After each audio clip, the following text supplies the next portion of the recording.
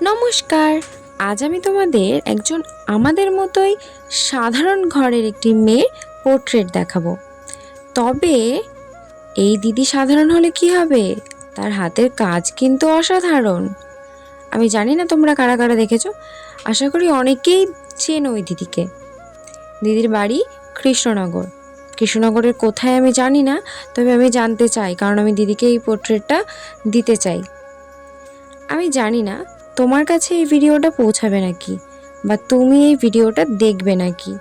তোমার কাছে যদি আমার ভিডিওটা পৌঁছায়, তাহলেই আমার এই কাজটা করা সার্থক হবে আমার কাছে। তোমার ছবি দিয়েই আমি আমার মাটির থালার প্রতিকৃতি করার কাজ শুরু করলাম। জানি না কতটা করতে পেরেছি, তবে চেষ্টা করেছি। কেমন হয়েছে তুমি অবশ্যই জানাবে দিদি। আর সত্যি তোমার ভিডিওগুলো দেখে খুব ইন্সপায়ার হই, আর তোমার কথাগুলো তো জাস্ট দারুণ লাগে শুনতে।